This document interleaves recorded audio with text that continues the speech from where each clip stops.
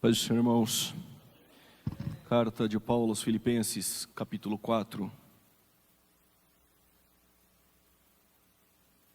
Filipenses, capítulo 4, nós vamos ler o versículo de número 4. Aos Filipenses, capítulo 4, versos 4. Eu agradeço a Deus pela sua bondade de permitir que eu pudesse estar aqui essa tarde, contribuindo através da palavra de Deus, a vida do nosso pastor presidente, pastor José Wellington Júnior, pelo meu pastor Paulo Freire, pela confiança e oportunidade que me dera. Deus tem uma palavra ao nosso coração. Filipenses capítulo 4, versos 4, os irmãos encontraram, digam amém.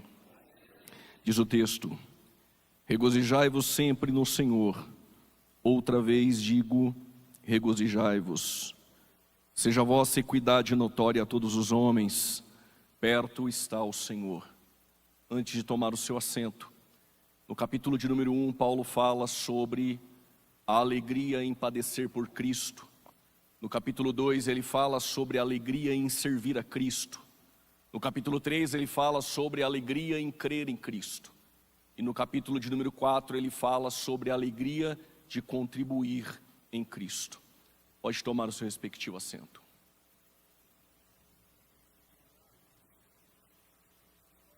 Todos nós sabemos que o apóstolo Paulo estava em uma prisão em Roma, quando o mesmo escreve essa carta juntamente com outras 3, que todos nós conhecemos: Efésios, Colossenses, Filemon e Filipenses. Paulo escreve essa carta 10 anos depois de fundar a igreja de Filipenses. Sabemos nós que a igreja é um plano na eternidade. A igreja nunca havia sido revelada através de algum profeta e nem os anjos sabiam. Colossenses 1:26 vai dizer que a igreja era um mistério e esse mistério estava escondido. A igreja era um plano na eternidade, mas ela vai ser anunciada pela primeira vez em uma região de Cesareia de Filipe. Jesus, quando entrara nessa região, ele fez algo que ele não costumava fazer. Caminhando somente com os 12 no norte da Galileia, ele faz uma pergunta: o que as pessoas dizem que eu sou? Eu não sei quem foi do colégio apostólico, mas alguém disse: os que te viram chorar estão dizendo que o Senhor é Jeremias. Os que te viram pregar um sermão mais duro estão dizendo que o Senhor é João Batista. Os que te viram curar com poder estão dizendo que o Senhor é Elias. Jesus então faz a segunda interrogativa: e vós, o que vocês dizem que eu sou? Eu não sei aqui em São Paulo, na sua região, mas em Campinas, domingo, 9 horas da manhã, as testemunhas de Jeová, que tem como fundador Charles Taze Russell, eles vão dizer que Jesus não é Deus, que Ele é uma criatura que foi criada em algum tempo da eternidade, nada mais. Se perguntar para os adventistas do sétimo dia, que tem como fundador Guilherme Miller, eles vão dizer que Jesus é o arcanjo Miguel. Se perguntar para os mormons, que tem como fundador Joseph Smith, eles vão dizer que Jesus é um polígamo casado com Marta e Maria em João capítulo de número 2, as bodas de Caná, e o mesmo irmão de Satanás e filho de Adão. Se você perguntar para os muçulmanos, eles vão dizer que Jesus não é Deus, Ele é só um profeta. Se você perguntar para a maior religião que cresce em Hollywood, os budistas e Siddhartha Gautama, eles vão dizer que Jesus não é Deus, é só um homem que deixou um bom exemplo de liderança a ser seguido e nada mais. Se perguntar para os kardecistas, eles vão dizer que Jesus nunca teve um corpo, somente um espírito elevado que no hinduísmo alcançou o karma. Mas se nós pudéssemos caminhar há 2000 anos atrás, encontrasse uma mulher em Samaria sem um cântaro na mão, ela iria dizer: para eles eu não sei, mas para mim ainda é aquele que tem água da vida eterna. Isaías vai dizer: para mim ele é o conselheiro, é o Deus forte, é o Pai da eternidade, é a raiz de Davi. Jó vai dizer: para mim ele é o Redentor que vive. João Batista vai dizer: para mim ele é o Cordeiro de Deus que tira o pecado do mundo. Lázaro em Betânia vai dizer: para mim ele é a ressurreição e a vida, e ainda que esteja morto viverá. Pedro vai dizer: para mim tu és o Cristo, o Filho do Deus vivo. Paulo vai dizer: para mim é aquele que foi manifestado em carne, justificado em espírito, visto pelos anjos, crido pelo mundo, pregado entre nações e que foi recebido em glória. João vai dizer: para mim é aquele com cabelos brancos como a neve, olhos como chamas de fogo, o princípio e o fim, o alfa e o ômega, aquele que era, que é e que há de vir. Mas se perguntar para um assembleano essa tarde, há 111 anos, nós vamos continuar dizendo: para nós ele ainda é o que salva, o que cura, o que liberta, batiza com o Espírito Santo. Cadê os crentes que vão morar no céu?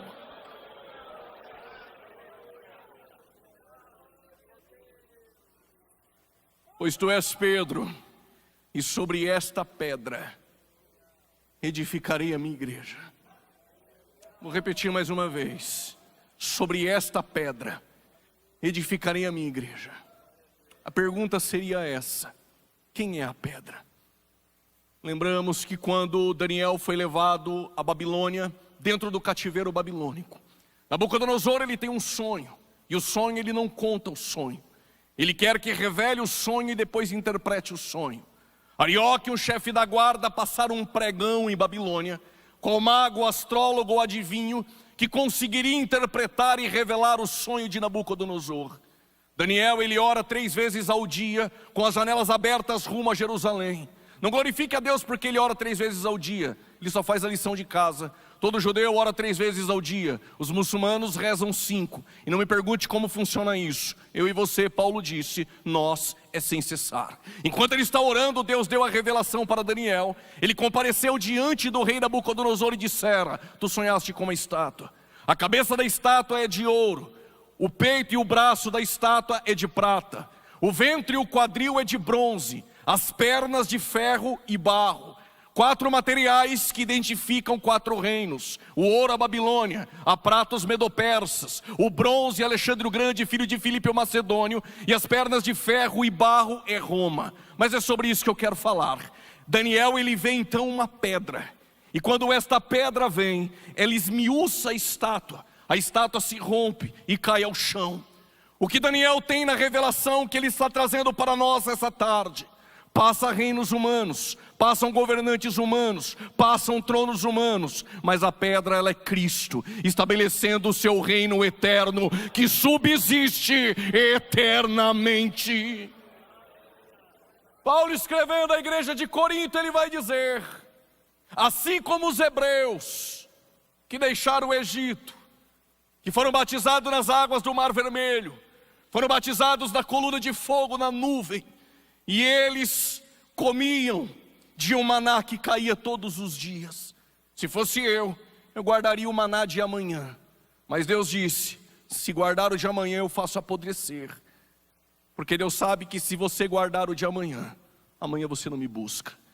Está ensinando você a ser dependente dele, dentro deste deserto. E Jesus gostou da ideia e disse: o pão nosso de cada dia nos dai hoje. Paulo está dizendo: assim como os hebreus somos nós. Deixamos o Egito quando? Quando o sangue do Cordeiro foi passado nos umbrais. Porque se não tiver sangue do Cordeiro, nós ainda somos escravos. Se não tiver o sangue do Cordeiro, não há libertação. Como houve o sangue do Cordeiro, eu e você aqui essa tarde somos libertos.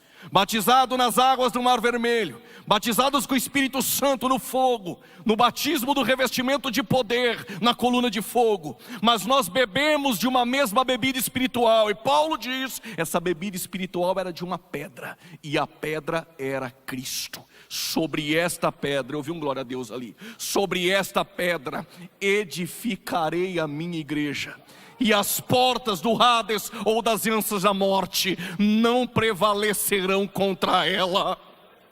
A igreja é o plano na eternidade, anunciado em Cesareia de Filipe, mas a igreja vai ser comprada, ela vai nascer na cruz do Calvário. Todos nós somos comprados, a igreja nasce na cruz, a igreja é comprada. Como funciona essa compra? Um menino judeu com 13 anos de idade passava por uma celebração chamada de Bar Mitzvah, Bar, filho mitzvah, mandamento. Com 13 anos de idade, o menino judeu decorava 613 mandamentos ou preceitos da lei. Após decorar os 613 preceitos e passar pela celebração, com 20 anos ele já deveria se casar. Quando o pai não arrumava o casamento, quando o mesmo nascera, o próprio menino deveria ter a casa da moça, da pretendente, pedi-lo em casamento. No bolso ele levava uma quantidade de prata, no outro bolso ele levava um contrato, ele levava também um suco direto da vide.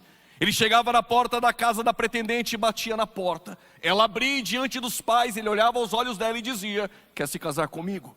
Se ela dissesse eu quero, ele pegava a quantia de prata, o murrá que estava em seu bolso, colocava na mesa e diria: tá pago o dote, tua filha é minha. Assinava o contrato e dava o suco de uva para ela beber. Enquanto ele estava bebendo, ele era obrigado a fazer uma declaração de amor solenemente. Qual é a declaração? Na casa do meu pai, eu tenho uma morada e um lugar para te levar. Ele não levava ela naquele momento, ele ia embora para a casa do pai, preparar o lugar. Quando ele chegava, os meninos da sua idade perguntavam: quando tu vai buscar a moça? Ele sabia. Fui chamado para ir em Salvador. O congresso durava por 10 dias. Eu iria pregar em uma sexta-feira. O pastor dissera: publique nas redes sociais o cartaz do evento, mas não diga o dia que você vai pregar. É um costume do bairro Pau de Lima, em Salvador. Assim funcionava em Israel. Os meninos perguntavam da sua idade: quando tu vai buscar a moça? Ele sabia, mas ele dizia: o dia e a hora ninguém sabe, só papai. Eu vou explicar melhor. Ele deixou a eternidade. Eis que estou à porta e bato. Você abriu, ele entrou. Ele olhou para você e disse: quer se casar comigo? Não, não é porque você canta bem. Não é porque você prega bem. Não é porque você se vestiu bem. Quando nós estávamos na cachaça, na prostituição, no pecado, ele já estava no altar dizendo: é com ele, é com ele. Isso é a graça de Jesus, é com ele. Quando nós não valíamos nada, ele estava no altar dizendo: é com ele que eu quero me casar. Quando você disse eu quero, ele não pagou com prata, ele pagou com sangue. E ele está dizendo: tu tem um dono, tu tem um dono. Você não fala mais o que você quer, é o que o teu dono quer. Você não anda mais onde você quer, é onde o teu dono quer. Você não se veste mais como você quer, é como o teu dono quer. Quando você disse sim, ele dava o suco de uva para a moça beber. Enquanto a moça bebia, ele fazia uma declaração de amor: na casa do meu pai eu tenho uma morada para te levar. Quando você bebe da ceia, é porque você disse sim e foi comprado. Então há uma declaração de amor essa noite. Não se turbe o vosso coração. Crede em Deus e também em mim. Na casa do meu pai eu tenho uma morada para te levar. Aleluia. Oh, glória. A igreja é o plano na eternidade. Ela é comprada na cruz, mas ela vai ser inaugurada em Pentecostes, após ser anunciada em Cesareia de Filipe. Jesus, após a ressurreição, ficara por um período de 40 dias com os discípulos. E antes de subir a súmpita aos céus, ele disse: ficai em Jerusalém, até que do alto. Ninguém recebe do alto sem antes entender o que é ficar. Vou repetir: ninguém pode receber do alto se não aprender a ficar aonde ele pediu para ficar. Aí vocês vão sair para a Judeia, para a Samaria e para os confins da terra. Pasme, Deus tem sempre pessoas estratégicas em lugares específicos. Vou repetir de novo: Deus tem sempre pessoas ou obreiros específicos em lugares estratégicos. Na primeira leva ao cativeiro babilônico foram Daniel, Misael, Ananias e Azarias. Daniel foi colocado dentro do palácio. Em 597 a.C. invadiram a segunda vez com o capitão da guarda Nabuzaradã. Levaram 10.000 ao cativeiro e também Ezequiel. Ezequiel está em Babilônia, mas não dentro do palácio como Daniel. Ele está fora do palácio, às margens do rio Quebar. 586 a.C. invadiram a terceira vez e Jeremias ficou em Jerusalém. Pegue o que o Espírito Santo está querendo nos entregar essa tarde. Ele tem pessoas específicas em lugares estratégicos.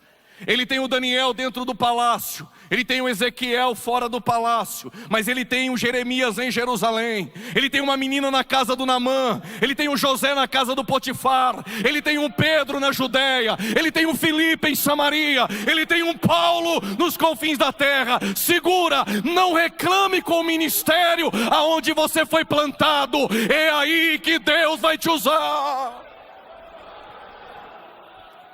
Vou repetir de novo: Deus não erra o plantio. Aonde Ele te colocou, é aí que Ele vai te usar.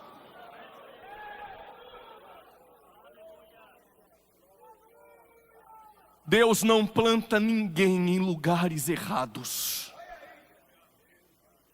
Isso aqui não é revelação não, mas tem alguns pensando aí. E quando é o homem que coloca e não Deus? Eu vou explicar. O José foi plantado no Egito e não foi Deus que levou. Quem levou foi seus irmãos. Só que em Gênesis 50:20 ele olha para trás e diz: Deus tornou o mal em bem. O que o Espírito Santo está nos dizendo: Deus não erra o plantio. Ele coloca pessoas específicas em lugares estratégicos para frutificar. Mas se você foi plantado no lugar errado, o lugar não é o errado. Se você tem o Espírito de Deus, Ele torna o mal em bem. É tempo de frutificar no teu ministério.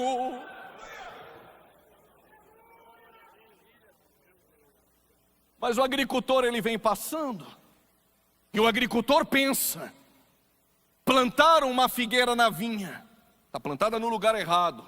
Figueira não se planta em vinha. A vinha, quando você planta, é um bambu. 1 metro depois, outro bambu, você fecha o caixote. Uvas crescem entrelaçadas.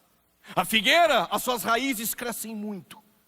Logo, o agricultor disse: todo ano eu passo e a figueira não dá fruto. O que é melhor fazer? É melhor cortar. Está plantado no lugar errado, não frutifica. O que eu faço? Mudo de congregação, mudo de campo. Deus está dizendo: Ele não erra o plantio. Fica onde Ele te colocou. A raiz da figueira cresce muito para o lado, só que tem muito bambu impedindo o crescimento. Se está impedindo o crescimento para o lado, fique tranquilo. O vinhateiro entrou na história e disse: deixa comigo, eu vou escavar, eu vou adubar. O que o vinhateiro está dizendo: eu vou investir naqueles que ninguém quer investir. Se não cresce para o lado e não vai ser visto pelos homens, deixa comigo, vou dar profundidade. Ninguém está vendo, mas está crescendo. Ninguém está vendo, mas está crescendo. Está criando raízes fortalecidas para quando o vento soprar, não vai tombar. E ano que vem, diz o vinhateiro, pode passar aqui na vinha, a figueira vai estar frutificando para a glória de Deus. O Espírito está dizendo: Deus não erra o plantio. Aleluia. Passado alguns dias, 120 homens com tudo em comum recebem o revestimento de poder em Atos 2. Atos 3, o primeiro milagre da geração apostólica. Mas em Atos 8, que o evangelho chega em Samaria através de Filipe pela primeira vez. Mas o evangelho precisava chegar nos confins da terra. E em meio à perseguição a igreja cresce. E o texto em Atos 11 vai nos dizer que alguns homens de Chipre e de Cirene, em meio à perseguição, chegaram na terceira maior cidade daquele tempo, que é Antioquia. Ficava somente atrás de Alexandria e atrás de Roma. Quando eles chegaram na primeira igreja gentílica, ou a primeira cidade gentílica, o texto diz que eles pregaram. A Bíblia não diz o nome destes homens, até porque a pena lucana não estava preocupada em registrar nomes, mas o registro é esse: as mãos do Senhor era sobre eles. As mãos do Senhor era sobre eles. Não, Ele não está preocupado com o meu nome ou com o teu nome. A obra se faz debaixo das mãos potentes do Senhor. Funda-se uma igreja em Antioquia e precisava de um pastor para liderar. A igreja sede em Jerusalém nomeia Barnabé, que chega em Antioquia. Muitos anos depois de Barnabé ter visto Paulo, após a conversão, pregar em Jerusalém e se afastar por alguns anos, Barnabé chama Saulo de Tarso. A cidade de Antioquia, a igreja se torna uma base missionária. Enquanto eles oravam e jejuavam, o Espírito Santo separou Barnabé e Saulo para a primeira viagem missionária. Só que o Barnabé nomeou João Marcos para caminhar com eles. Não queira nomear para caminhar ao teu lado quem o Espírito Santo não separou. Não queira caminhar com aqueles que o Espírito Santo não separou para caminhar ao teu lado. Não, mas eu gosto dele. Sim, eu sei que você gosta. Mas a obra se faz não por preferências humanas, mas através das escolhas divinas. Vou repetir: Deus, Ele contraria a preferência dos homens, porque a escolha de Deus vai na contramão da preferência humana. O Espírito Santo separou Barnabé e Saulo. Deixa João Marcos. Chegará o dia em que Deus ainda há de o chamar, mas não queira levar ao teu lado quem o Espírito Santo não pediu para levar. Eles foram para a primeira viagem missionária. Fundaram igrejas na Galácia, Pisídia, na Frígia, em Sicília. João Marcos abandona na primeira viagem missionária. Barnabé e Saulo voltam para Antioquia. Agora é necessário ir para a segunda viagem missionária. Vou parafrasear. Imagina o Barnabé arrumando as suas coisas para a segunda viagem missionária. Paulo também está arrumando as suas coisas. Só que João Marcos também está arrumando as suas. Paulo disse: comigo ele não vai. Quem nos abandona na primeira viagem missionária, não dá para caminhar com a gente na segunda. Vou repetir. Quem te abandona na primeira viagem, não pode caminhar contigo na segunda. Houve pequena contenda entre Paulo e Barnabé quis ir com João Marcos. Paulo está sozinho, mas Paulo talvez deva ter se lembrado de algo. Moisés enviou 12 espias, 10 voltaram murmurando, só 2 voltaram dizendo, vou parafrasear: tem gigantes, mas tem cacho, a terra é nossa. Quando Josué assumiu, logo ele pensou, eu não vou enviar 12, só enviou 2 espias. Jesus gostou da ideia e disse, então vai de 2 em 2. Paulo então está sozinho. Paulo precisa nomear alguém, ele nomeia Silas. Vão inaugurar a primeira igreja na Europa. Quando Paulo está indo em direção a Bitínia, o coração de Paulo é desejoso a pregar em Bitínia. O Espírito Santo impediu. Então ele pensa em pregar na Ásia, diz o texto. O Espírito Santo também impediu. Porque a nossa direção, ela vem através do Espírito Santo e não através do desejo do nosso coração. Vou repetir de novo. A rota do teu ministério não é direcionada pelo teu coração, mas a rota ministerial ainda é direcionada pelo Espírito Santo de Deus.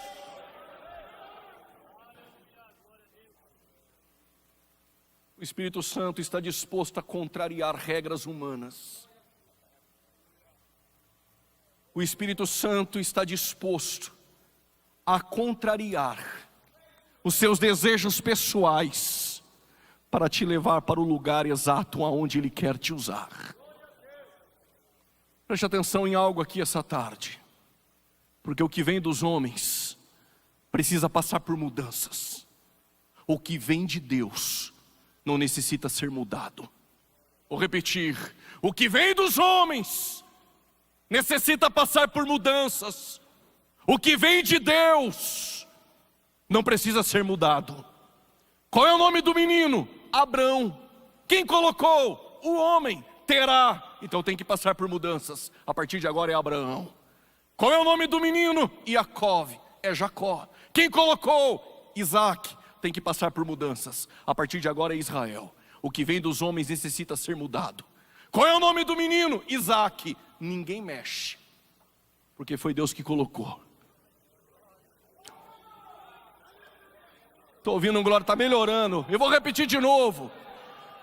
Quer ter um relacionamento ministerial mais profundo com Deus? Se prepare para as mudanças. O que vem dos homens necessita ser mudado, mas o que vem de Deus não precisa passar por mudanças. Porque o nosso ministério não é por intermédio de lógica. O nosso ministério é em meio às improbabilidades. Vou repetir. O nosso ministério não é por intermédio de lógica. O nosso ministério é em meio às improbabilidades. Preste atenção no que eu vou te dizer. Deus queria formar uma grande nação. Pela lógica, pegue uma nação pronta. Coloque o nome na nação. E o Messias virá dessa nação. Isso é lógica. Deus não trabalha com lógicas. Ele vai começar essa nação não pronta, mas através da vida de um homem e de uma mulher. Detalhe, o homem é de uma família idólatra e a mulher é estéril. Deus quer formar uma nação, mas Ele vai usar um ventre estéril. Vou dizer, Deus quer formar uma nação, mas Ele vai usar um ventre estéril, para mostrar que Ele trabalha em meio às improbabilidades.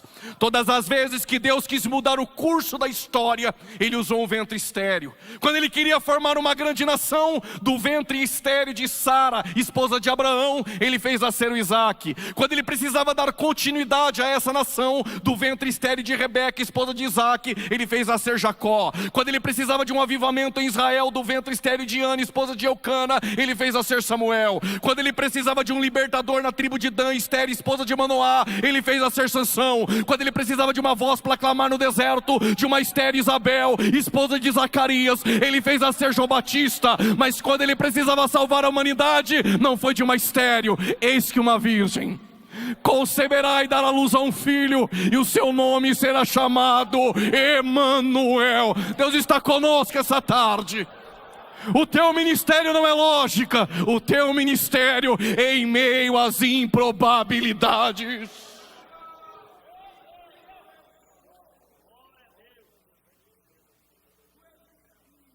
Como Paulo entendeu que o ministério é levado pelo Espírito, descansou em Troade.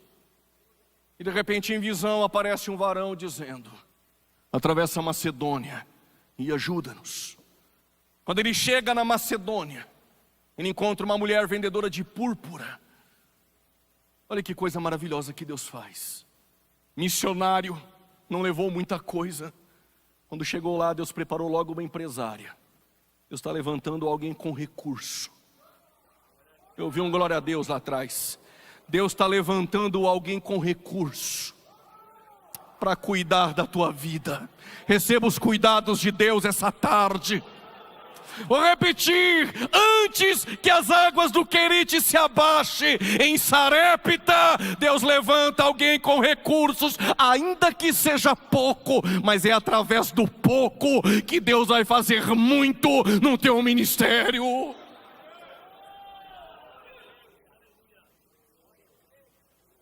Pela graça preveniente, Deus abre o coração de Lídia.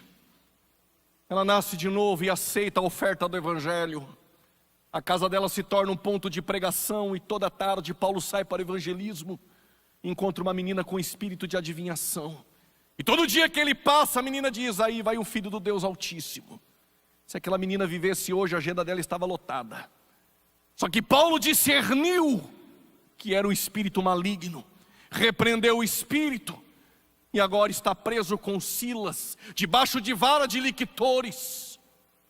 Detalhe: bons obreiros não se conhecem em congressos. Bons obreiros não se conhecem na bênção. Em congresso tem uma fila. Na bênção todo mundo quer disputá-la. Bons obreiros se conhecem em momentos de provações. Por isso Deus disse em Deuteronômio 8: eu te provei, para saber o que estava no seu coração. São nas provações que bons obreiros revelam quem eles são. Enquanto Pedro estava preso em Atos 12, ele estava dormindo, e Tiago morto à espada. Só que Paulo está em uma prisão. Vai dormir? De maneira nenhuma. Vai cantar hinos e orar. Cantar hinos e orar. Quando você faz o que ninguém quer fazer, também vai vivenciar experiências que os outros não viveram. Vou repetir: em momentos de crise, quando tu faz o que ninguém quer fazer, tu vai vivenciar experiências que os outros não vivenciaram. Enquanto estão orando, você conhece a história: um terremoto, as cadeias caem, e o carcereiro está pronto para se matar. Paulo diz: crê no Senhor Jesus Cristo, e será salvo tu e tua casa. Nessa passagem de Paulo, a igreja de Filipos é fundada. Paulo sai de Filipos, passa em Neápolis, passa em Apolônia e não prega. Prega por 21 dias em Tessalônica. Parte para Atenas, prega no Areópago. Vai para Acaia, na Grécia, em Corinto, e fica por 1 ano e 6 meses. Depois parte para Éfesos. Mas é na prisão de Paulo, 10 anos depois de fundar essa igreja de Filipenses na Macedônia, é que Paulo vai escrever essa carta. E a carta, o seu cerne é: tenham alegria sempre. Tenham alegria sempre no Senhor. E isso parece paradoxal para Paulo e para nós. Como ter alegria estando preso? Como ter alegria passando pelas agruras do ministério? Como ter alegria e escrever uma carta desejando alegria a uma igreja, mesmo em meio às privações? Só que quando Paulo escreve no capítulo 1, versos 12, Paulo vai falar sobre a alegria em padecer por Cristo. E qual é a alegria de Paulo em padecer por Cristo? Ele disse: as minhas cadeias contribuíram para o avanço do Evangelho. Uma queixada de jumenta contribuiu para matar 1000 homens com Sansão. Uma vara contribuiu para florescer o ministério de Arão.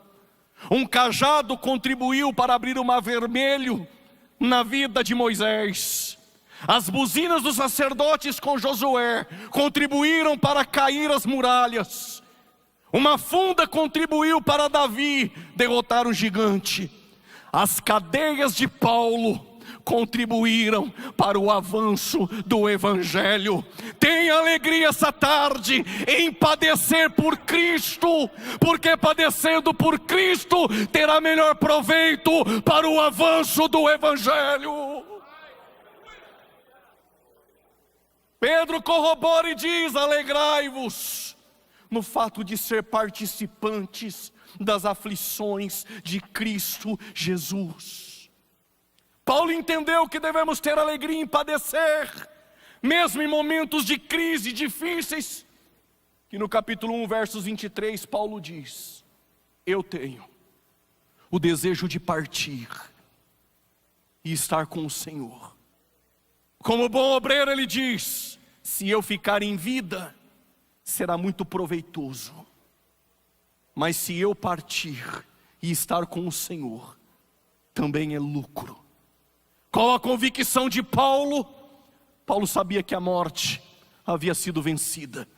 Sabendo disso, Paulo tem a convicção e a certeza que partir na morte e estar com o Senhor é muito melhor. O que Paulo está dizendo é: ó morte, onde está a morte, a tua vitória? Onde está o inferno e o teu aguilhão? Nas palavras de Paulo a morte não é o fim, a morte é o veículo a qual Deus usa para nos levar mais próximo do nosso Senhor. Perto está o Senhor. Por que Paulo tem essa convicção? Porque quando Paulo andava por Roma, ele percebeu que os objetos romanos que tinham um selo eram propriedades de Roma. Quando Jesus foi colocado dentro de um sepulcro, os sacerdotes e os anciãos pediram para os romanos cuidar do sepulcro. Eles colocaram um selo na pedra romano. O selo indica em Roma que aquele objeto é propriedade de Roma. Paulo então tem a revelação e ele diz, escrevendo aos Efésios 1:13, nós somos selados pelo Espírito. 2 Coríntios capítulo 1, versos 21 e 22, Deus conhece os que são seus, porque eles têm o selo. O que Paulo está dizendo é que quando o cristão morre, mesmo que a morte queira o levar para o Hades, para um lugar de tormento, ela não pode. E por que ela não pode? Porque ela encontra um selo, propriedade exclusiva de Jesus Cristo. Só os selados essa tarde em nome de Jesus.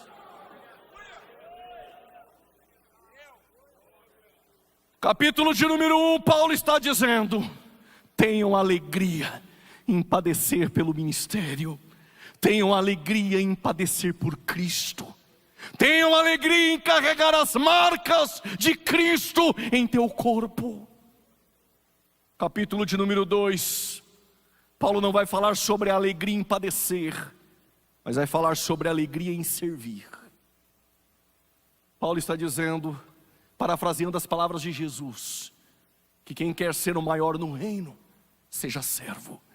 Se aprendeu a ter alegria em padecer, tenhamos alegria também em servir.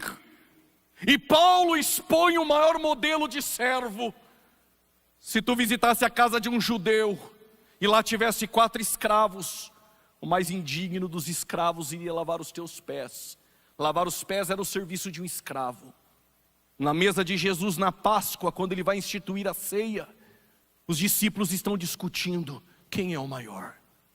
Não é a mesma discussão que a nossa. Na mesa de Jesus, quem canta mais? Quem prega mais? Quem ensina mais? Quem faz melhor? Enquanto estamos discutindo quem prega mais e canta mais, o nosso Deus que se fez carne e não deixou de ser Deus, tirou o vestido, pegou a toalha e uma bacia, e vai fazer o papel de um escravo, para ensinar algo a nós essa tarde. O maior não é o que prega, o maior não é o que canta, o maior no reino ainda é o que serve.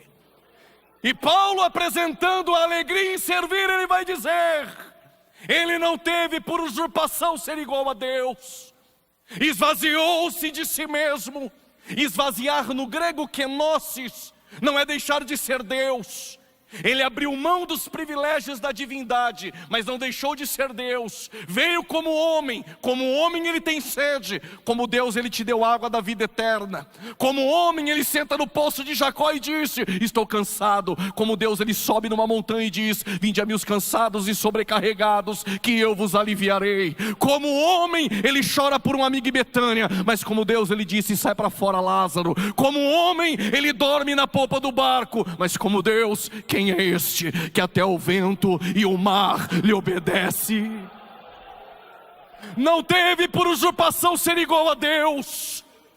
Esvaziou-se de si mesmo, se tornou semelhante aos homens. Detalhe: semelhante aos homens, mas sem pecado. Romanos 12, versos de número 1 e 2. Rogo-vos, pois, irmãos, pela misericórdia de Deus, que vos apresenteis como sacrifício vivo, perfeito e santo. Sabe por que você se apresenta hoje? Porque na Bíblia só tem 2 sacrifícios vivos. O primeiro é Isaac. Quando ele é levado no Moriá, quando Abraão levantou o cutelo, o anjo disse: pare, eis ali o carneiro. E por quê? O sacrifício é vivo, porém não é santo, então não é perfeito, não pode se apresentar. Mas eu conheço um que se fez carne. 2 Coríntios 5, 21, nele não há pecado.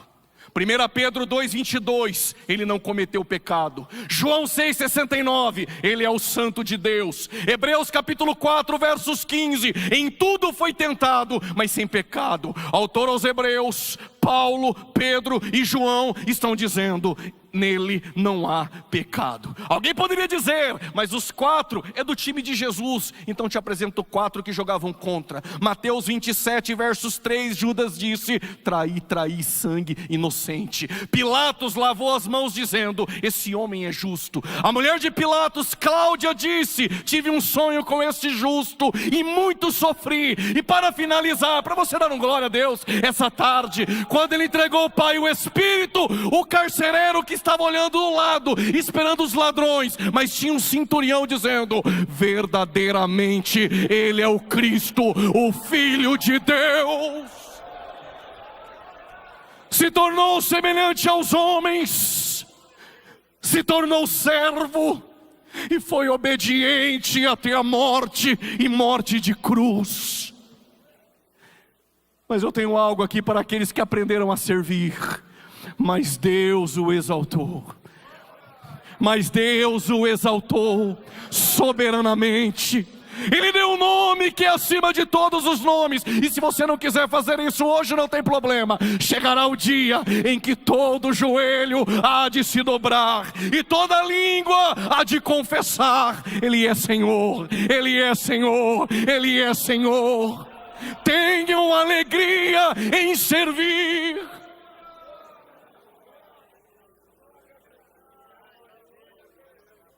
Está melhorando.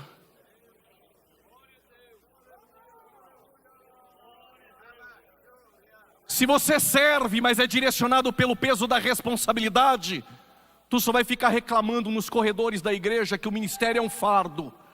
Mas se tu é direcionado pelo peso da chamada, a obra é leve. Sabe quando a obra é um fardo? Sabe quando pessoas não têm alegria em servir? Eu explico: quando espera recompensas dos homens. Aqui vai o conselho: faça a obra e não espere recompensas humanas. Vou contar uma história. O bom samaritano vem passando e tem um homem machucado.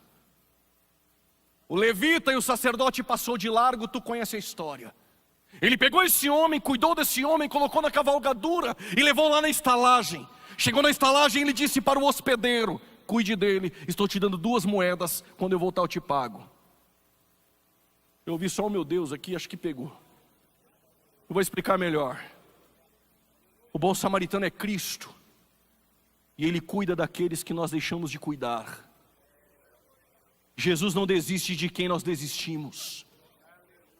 Ele colocou na cavalgadura, foi na estalagem e disse para mim e para você, obreiro: cuide dos meus, estou te dando 2 moedas, quando eu voltar eu te pago.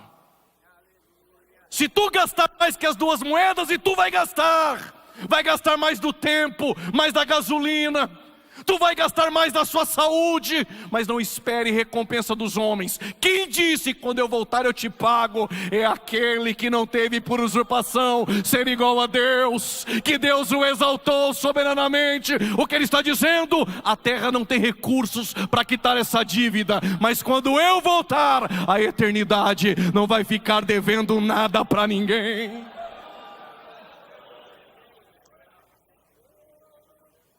Capítulo 1, tenham alegria em padecer.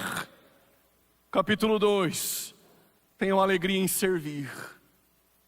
Capítulo 3, tenham alegria em crer. Só que antes de falar sobre a alegria de Paulo em crer, ele vai refutar aquilo que ele chama de cães. Quem são os cães de Filipenses 3? São os obreiros imorais. Paulo diz: os maus obreiros são os cães. A imoralidade ministerial. Paulo diz aos filipenses: trate deles. Muitos deles são falsos profetas, porque para cada 450 falsos, Deus tem um verdadeiro. Mas eu fiquei sabendo que ele escondeu mais 7.000, tem uma parte deles aqui essa tarde. Quem são esses? Judas diz: são aqueles que entraram pelo caminho de Caim, a inveja ministerial, pelo prêmio de Balaão. Qual é o prêmio de Balaão? O prêmio da ganância. Tem os inimigos da cruz. Eu vou, para aí é 4.000. Eu vou, para aí é 3.000. Eu vou, para aí é 2.000. Eles estão nas prateleiras de Balaque. Mas pode pôr a câmera aqui. Mas ainda tem profetas que não se venderam. Vou repetir mais forte: mas ainda tem profetas que não se venderam. Os inimigos da cruz entraram pelo caminho de Caim, pela ganância de Balaão, rebeldes à rebelião de Corá. Inimigos da cruz são aqueles que não falam da graça, que não pregam sobre o inferno, que não falam mais sobre o arrependimento, que não pregam mais sobre os céus. Mas os céus me trouxe para dizer: se o teu evangelho for falsificado, nele não há cruz, nele não há arrependimento, nele não há renúncia.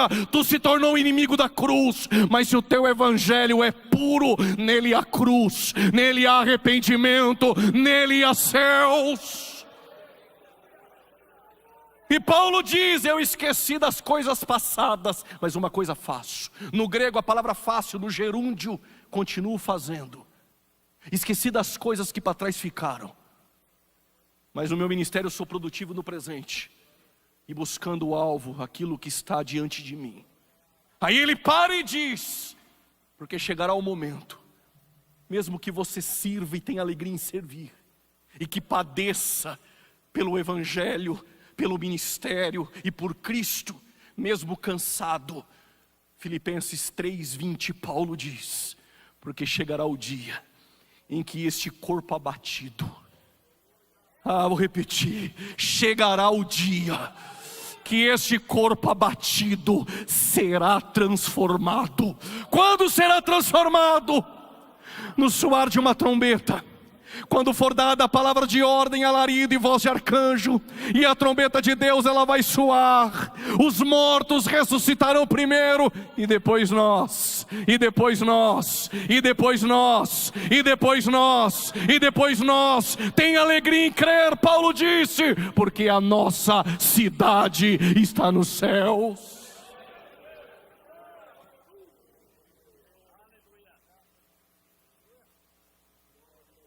Capítulo 4.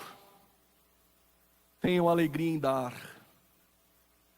O que é ter alegria em dar? É porque ninguém entrou no Evangelho, na caminhada da fé para receber. Ana, todo culto ia pedir em Siló. Aqui ninguém entra para ganhar. Aqui a gente só entra para perder. Jesus falando com os discípulos disse, pega a cruz e me siga. Aí ele para e diz, qual viajante quando vai fazer uma viagem não calcula a quilometragem? Qual homem que vai construir uma torre não faz um orçamento? Aí a gente estava pensando que ele estava falando de finanças, coisa nenhuma. Ele está dizendo, antes de me seguir, antes de vir para o ministério, faz uma conta e calcula o que você vai ter que deixar para que no meio do caminho você não se acovarde e não volte para trás.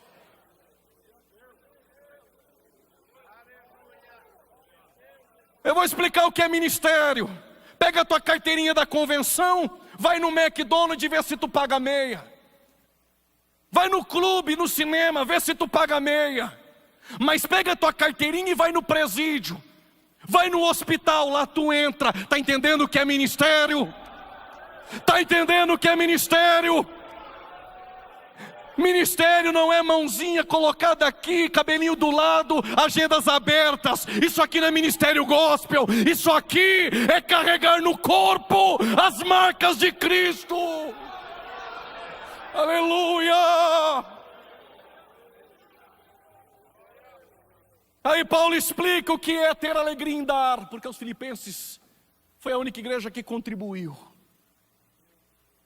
Paulo diz, eles tinham alegria em contribuir.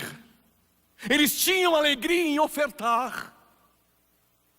Paulo é grato até pelo espinho na carne. Porque o espinho na carne manifesta a graça e aperfeiçoa o poder. Sabe por que ele não tirou esse espinho teu ainda, irmão? Porque é aí que eu aperfeiçoo o meu poder em ti. Aprender a servir eu posso ter necessidade, mas também aprendi a ter fartura. Não importa se está numa grande congregação ou numa pequena. Não importa se tu é o pregador do congresso ou é o porteiro. Paulo está dizendo, posso todas as coisas naquele que me fortalece. Capítulo 1 tem alegria em padecer. Capítulo 2, alegria em servir. Capítulo 3, alegria em crer. Capítulo 4, tem alegria em dar. Só tenho 2 minutos. E se você tem alegria em dar, tem uma promessa. Paulo diz, Filipenses 4,19, em breve, em breve, em breve, em breve, em breve, em breve, o Deus de paz suprirá todas as vossas necessidades. Regozijai-vos sempre no Senhor. Deus abençoe em nome de Jesus.